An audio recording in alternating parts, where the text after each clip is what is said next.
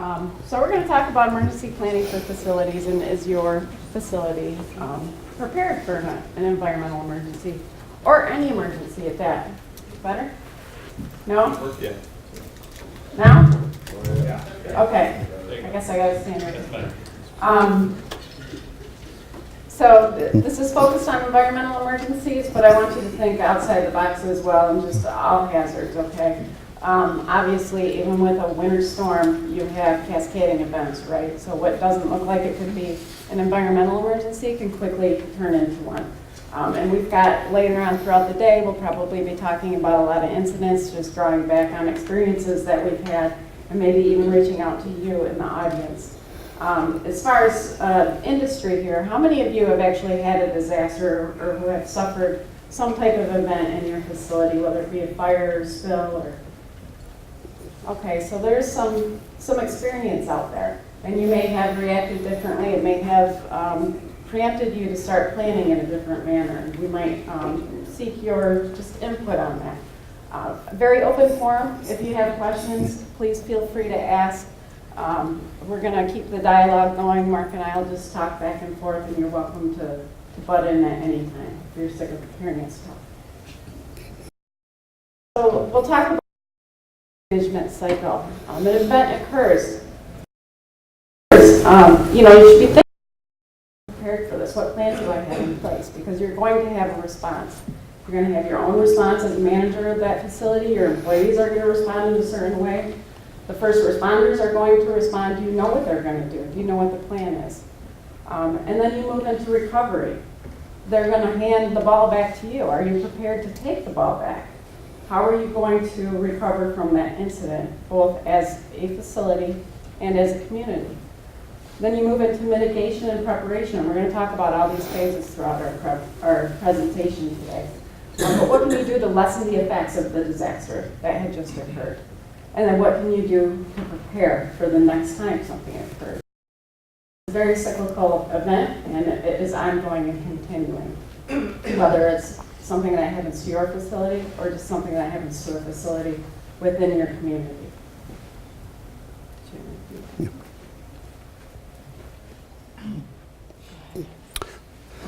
So some of the things we look at, obviously we want to prevent a release if we can. And so some of the things we look at in terms of, when we come in and look at some of your facilities is how can we help you prevent a release? How can you prevent a release? There's a lot of different ways that can be done through practices. It can be done through engineering controls or operational changes, design changes. Things like something as simple as sealing up your floor drains in your facility if you have floor drains. If you have a release, if the drain's sealed, it keeps it contained inside there. Secondary containment, that's another good way to be able to prevent a release from occurring. Do you have the opportunity to perhaps reduce the use of or change the hazardous material that you use? Can you find a lesser toxic form? Can you find something that doesn't cause an impact to the environment? So environmental planning, some of the things that we've helped people with is, have you considered vulnerability of aquifers? Have you considered if there is a release, what's the impact on the public? What's the impact to your workers? If you relocate and move your materials to certain areas of the plant, does that give you the ability to evacuate people in a more efficient manner without exposing them to the hazardous substances? So there's a lot of different things that we work through, and these are things that we're just kind of mentioning some of these things to hopefully get you to start thinking about some of the things in your facility is what can I do to be able to make things easier for us and limit the impact to the environment, to the people. Yeah, we talk about engineering controls, sprinkler systems, things as simple as that. And controls to that, we had an incident that Mark and I were responding to or assisted in the response where there was reactive chemicals to water and they had an active sprinkling system in there. Did they have the control to shut off that sprinkling system when there is a fire? Yes, it protects you from fire, but wait a minute, what other damages are we going to create because now that sprinkling system is on and we can't shut it off? So do you have remote controls that you can access to be able to control the environment where that disaster is occurring? And evacuation routes. Yeah, we think about evacuation routes, think of them evacuating a school. There's signs, all the kids know where to go. Think of the same thing in your facility, but also think of alternate routes. Place the disasters in different areas throughout your facility so that your employees or your customers know if something occurs, what is the alternate route? If I can't go that way, then I can go this way. And then also take into factor the community that you are within. If you're in an industrial park, work with your industrial partners in that park to determine what the evacuation routes for everyone are going to be. So in mitigation, Jen mentioned a little bit about a facility we worked with a few years ago that had an issue where they weren't able to shut their sprinkling system off. That was one of the, when we sat down with the company after the incident and talked to them about pros and cons, that was one of the things that they could work on, and they have worked on it since. But one of the things that they did do in advance was all of their drains were contained. So they all drained essential collection systems. They didn't have an off-site discharge. They didn't have a discharge to sewer, didn't have a discharge to soil or groundwater. So everything was contained. So that allowed all the fire suppression water, everything they lost on site to be contained in a system where they could come in and just vacuum out that material and properly dispose of it. Huge benefit to the environment. So we didn't have much of an impact afterwards.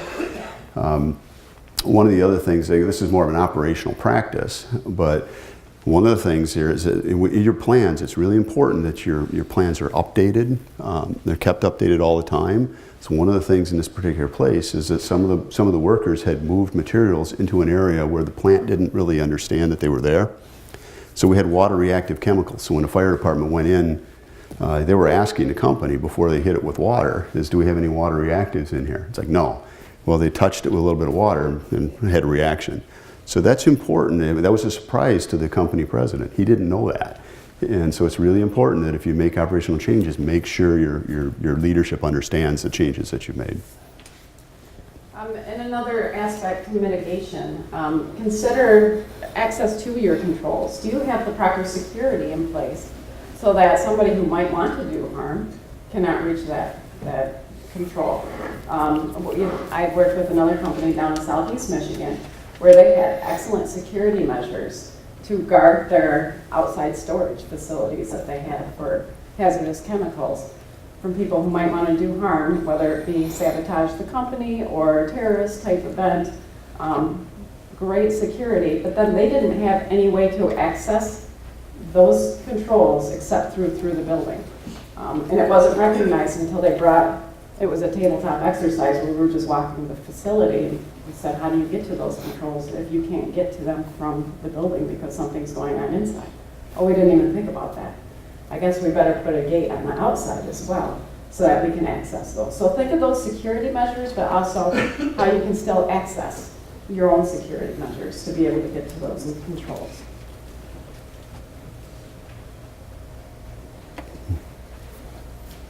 And then what can you do to reduce the impacts of an incident at facilities? It's important to know what the impacts are, right? Know what your risks are and know what the impacts are. Really bring in the group of people. It might not just be your own facility, but invite the fire department in, invite a hazmat team in so that they can walk through your facility and give you their perspective of hazards that they might see. Or they will have more knowledge of what else is in the community that could be a hazard to your facility that you may need to prepare for.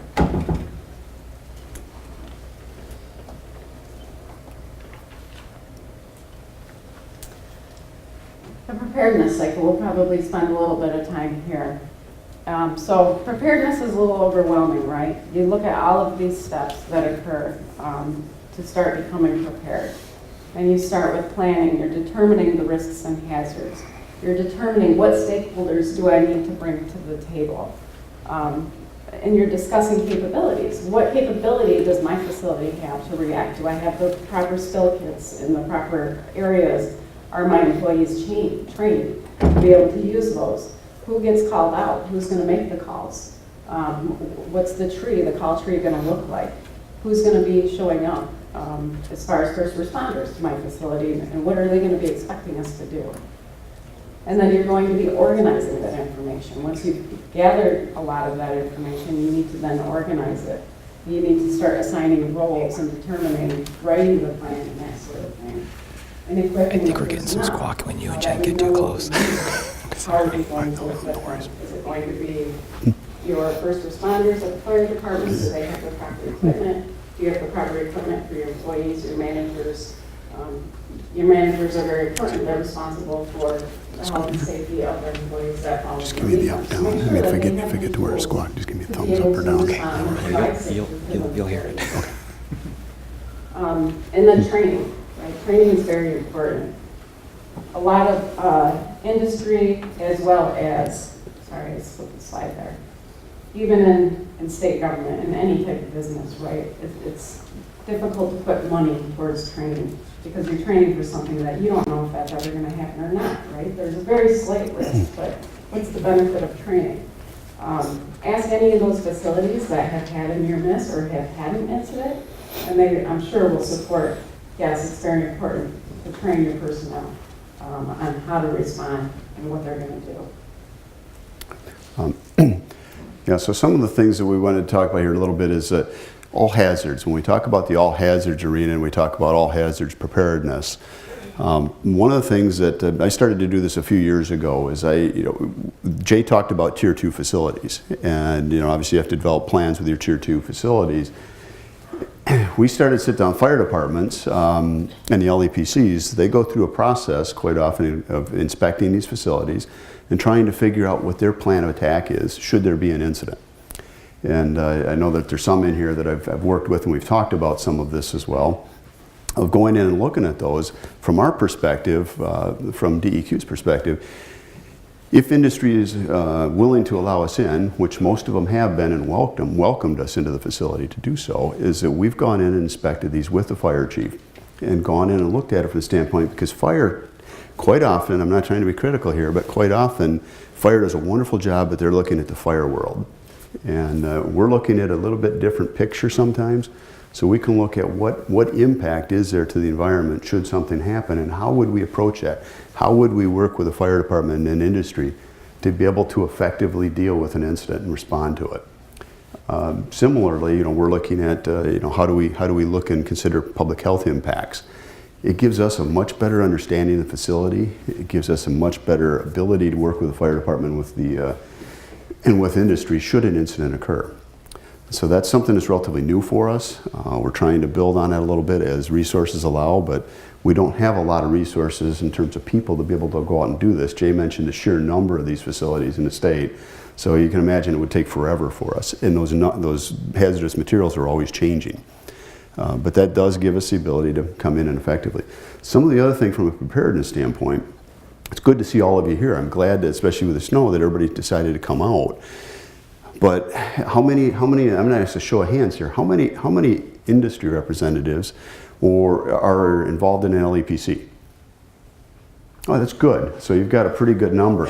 And I would encourage you to continue to stay, to stay involved and to work with your partners in preparedness standpoint, because some of the LEPCs that I've gone to over the years, there's no industry representatives on them. We had industry years ago, but they just drifted away.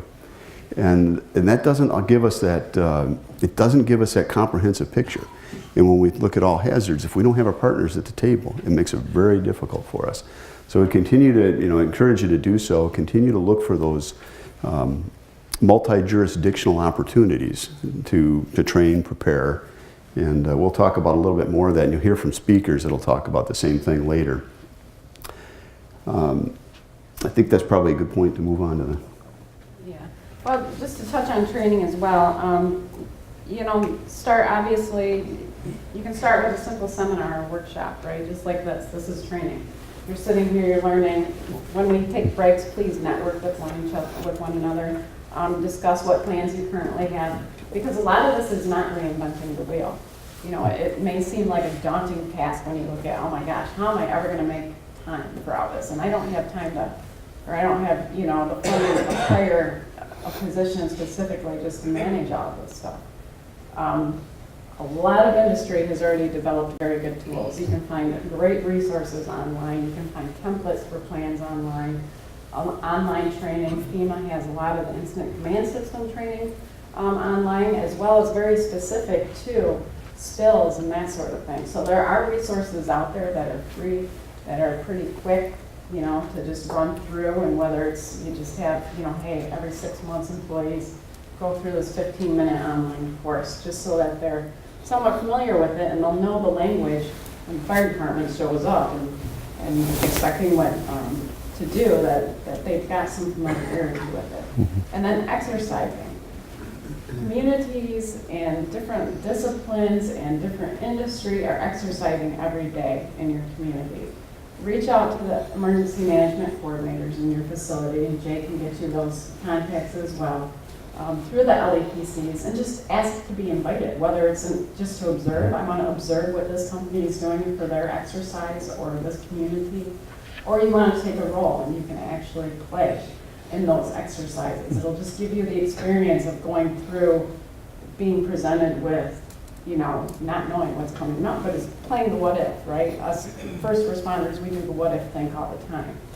But to get industry to start thinking, what if this occurred? What am I going to do? What are my employees going to do? And if you have no idea, you might want to start giving them just those little tools to think about. This is what you should do. You know, health and safety first. You want to take care of yourself and provide good guidelines to them. But exercising is very important, and there are opportunities, I can guarantee you, anywhere in any community to take part in those. And personnel, I mean, some of the stuff when we talk about training people is your resources. I mean, are you training, if you have to respond, does your plan consider, are your people trained to deal with a single resource response, to managerial response? Are your people trained in incident command system? Are they prepared to work effectively in that system? Do you have an incident management team? Do we have any people here that have an incident management team in their in organizational structure? There's a couple, which is good. So it's the bigger facilities obviously have the ability to be able to do more of that. One of the other things is as far as when your plans as well is and you communicate that to the LEPCs, or you communicate to the emergency managers, you communicate to the fire chief. Make sure they understand if you have multiple shifts, who they're going to contact. You know, should they have an incident, say the fire responds, do they know who they're going to call in your various shifts? Do those change? Do you have people go on vacation? Think about those things. So, I mean, if they put a blind call out to you and say, hey, you know, we've got the plan. It says to notify this person. If this person's not available, do they have a call-out tree to go down? Because you want that to be a swift response. And so these are some things to work with your locals on.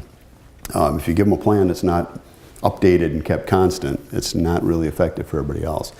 And again, we're all here to try to help everybody work together as a team to be able to have an effective response, a swift response, and get you back on your feet as quick as possible. And it brings the point of decision makers knowing where to meet. If they cannot go to the facility, where are you going to bring those management decision maker folks together so that they can sit down at the table and discuss how are we going to react to this? It might be the local Bob Evans, you know, it could be any place, but make sure that your people know where they need to go. If it's an energy crisis and there's no phone capability, how are you going to reach your people? And do they know where to go? It's just like your family home plan, right? If something happens and you're not home, the kids know to go to the flagpole at the park, right? Well, same thing for your facility. Your managers should know where they can go to meet to discuss the decision-making abilities for that facility.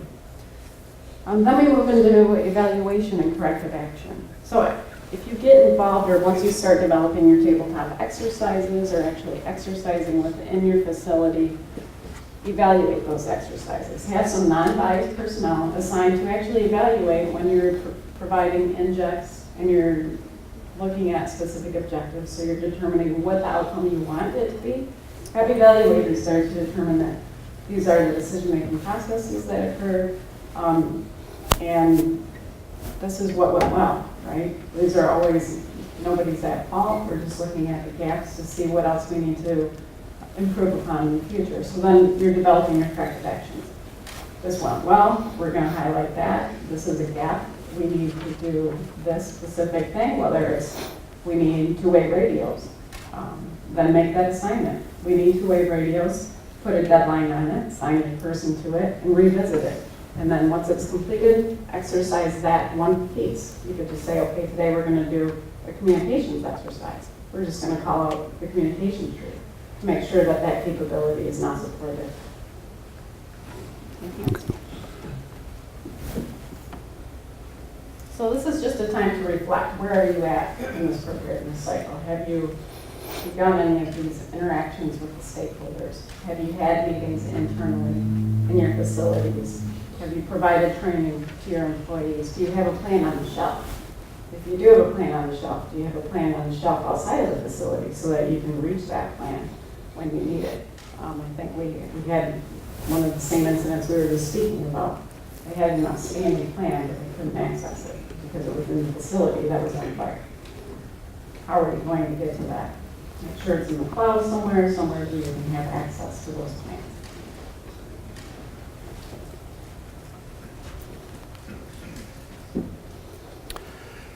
So response, hopefully we don't get to this point, but if we do, this is why we're going through the preparedness cycles. We're trying to get to the point where we can effectively respond, we can coordinate and manage resources.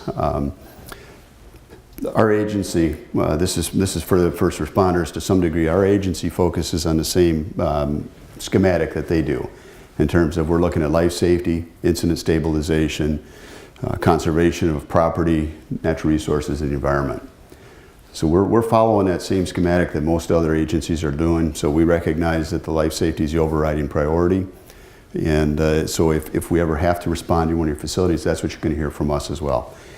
If we don't protect responders, they're not any good to us, and ourselves as well. It's, so we need to be able to be considerate of that, and the public as well. And that's the game, right? Is we want to keep everybody safe first, and then we're going to move into the incident stabilization practices, and then the environmental issues after we're to that point. So a lot of times we deal with environmental issues in recovery. It just depends on where we are in that cycle and what the facility is. One of the things, I talk about an example.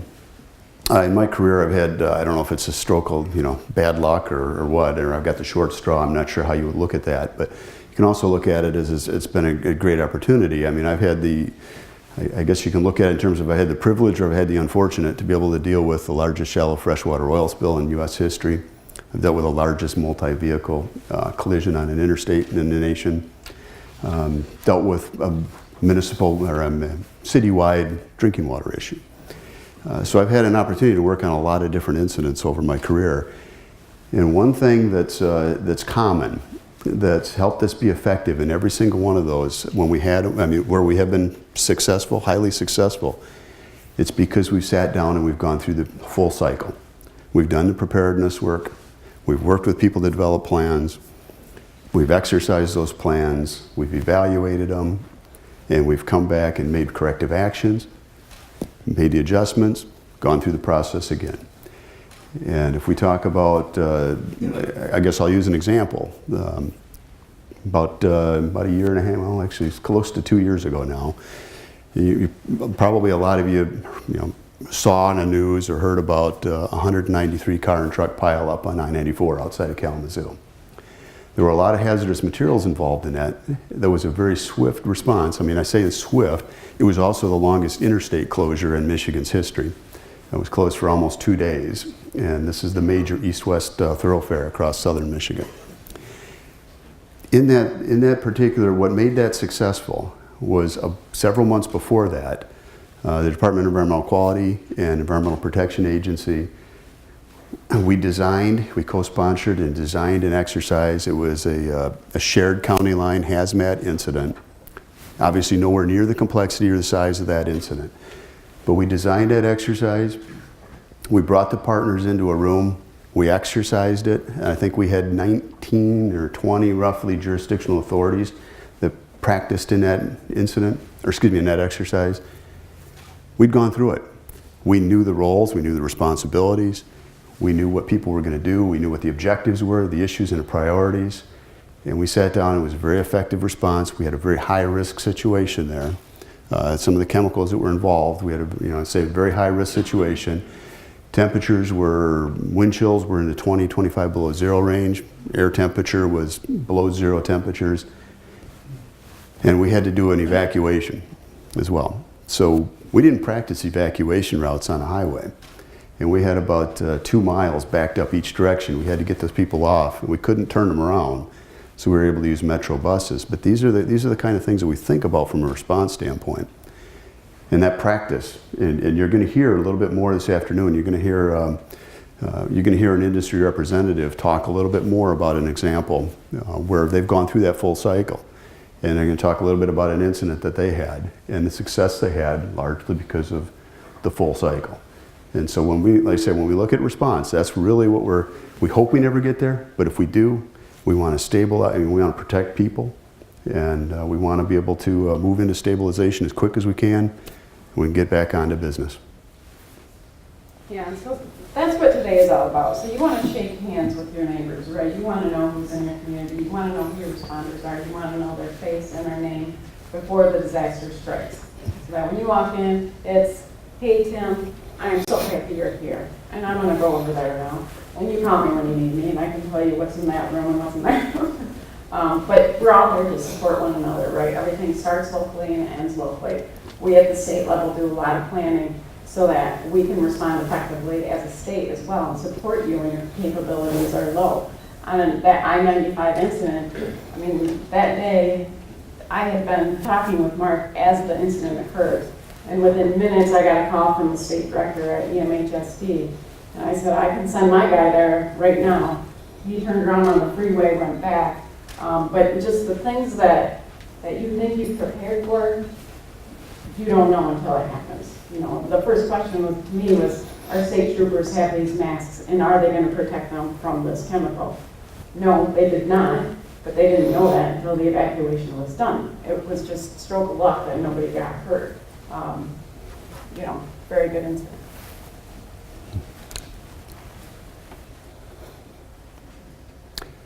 So then when we talk about, yes, sir. Yes, just a quick question on that. You were saying you have multi-jurisdictions. When it comes down to something of an incident, where it's in, like, say, multiple counties and everything, who ultimately makes the decision who's going to be the jurisdictional overseer of that, or who's taking when you guys run into the decision? Sure. Actually, I'll try to give you a short-winded answer on that, but it gets worked out in usually in the initial incident commander meeting, because in that situation, you're going to probably have a unified command established. And so one of the things you do in the initial incident commanders meeting is you talk about jurisdictional authorities, responsibilities, capabilities, and you talk about who's going to be the lead agency. You know, who's going to be the lead spokesman, but you're going to work in a unified command, or you're going to have a unified spokesperson. And so it gets sorted out. So I guess the short part of the answer is that you can't answer the question generically. It's going to get sorted out by the responders. Does that answer that? To a point, yes, when you go further on. Okay. Yeah, initially it's going to be the first responder. So fire arrives on scene, he's the incident commander. And then once the other entities start coming in for response, then they're going to collectively get together, have the planning meetings, determine what the objectives are, and move forward collectively. Right. So that particular incident, just give you an idea, is that particular incident, it was the county in which it occurred in. I mean, the impacts were in both counties, but the county in which it occurred in, it was in the unified command. It was the county EMC, the state police post commander, myself with the DEQ, and we had MDOT as a cooperating assisting agency and a lot of other agencies. But that was the makeup of the, and I'm sorry, and the fire. There were so many just different jurisdictional authorities for fire on site that there was one chief that he was on an outlying area, so his department was not actively deployed. He took the role in the unified command. So one of the things we talk about with this particular, well, actually, we're short on time, so we're going to move ahead a little bit, but 2 minutes? Okay.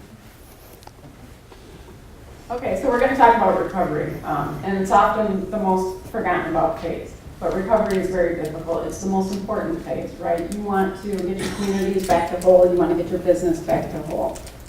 You want to return to normalcy.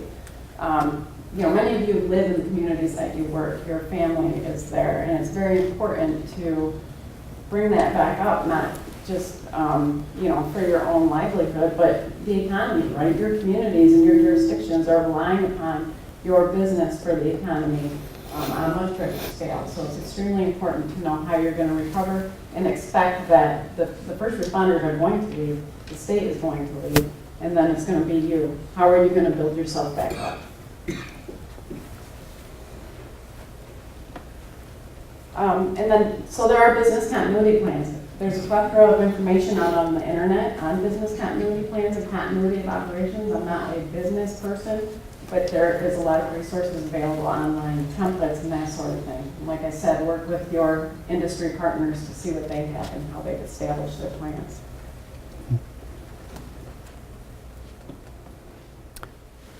So I think this is I guess the takeaway on this, we've talked about some of this already, but in the interest of time is once you develop your plans, exercise them, test them, make sure they work. Go through the evaluation process with an independent third party, make improvements, and go better. And I'm going to put a little promotional plug in at this point. Out on a table in the hallway, there's a flyer that looks like this. It's probably a long way for a lot of you to see, but it's called it's a No Spills Conference, and there's an exercise this year. It's called What's Your Role exercise. The conference is at Grand Traverse Resort, January 4, 5, and 6. And on January 5, from 8:30 to 10:30 a.m., we're going to try an exercise this year. It's a tabletop exercise for an emergent phase of a hazmat incident. The idea is to try to get the first responders back to the conference, get them involved, so that we have that comprehensive, all hazards stakeholders, multi-jurisdictional stakeholders. And we're going to work through a lot of issues, like, similar to what your question is, who's going to be in charge? What are the jurisdictional authorities' responsibilities and resources? What are the capabilities people bring? How are they going to communicate between the Incident Command Post and the Emergency Operations Center? So the exercise is being designed by Michigan State Police, Michigan Department of Environmental Quality, United States Coast Guard, and United States Environmental Protection Agency. It's going to be, the conference has agreed to allow participants in that exercise to be able to come to that free. The rest of the conference has a charge if you choose to stay for the whole conference. But if you're able to come, we'd love to have you participate in that exercise. So give that some consideration. It's also a great conference, a lot of good speakers, but please consider that exercise. That'll, it'll give you kind of a sense for what it is that we're trying to do in the all hazards world. And then this is our final slide. Just a reminder to include all of the stakeholders. Don't put the burden upon yourself. Make sure you bring everybody to the table to assist you and provide that perception that you may not have within the walls of your facility. And during these breaks and lunchtime and stuff, please interact with one another, shake hands, exchange business cards. Don't do it alone, because there's lots of help in this world of emergency management and preparedness. Thank you. Thank you.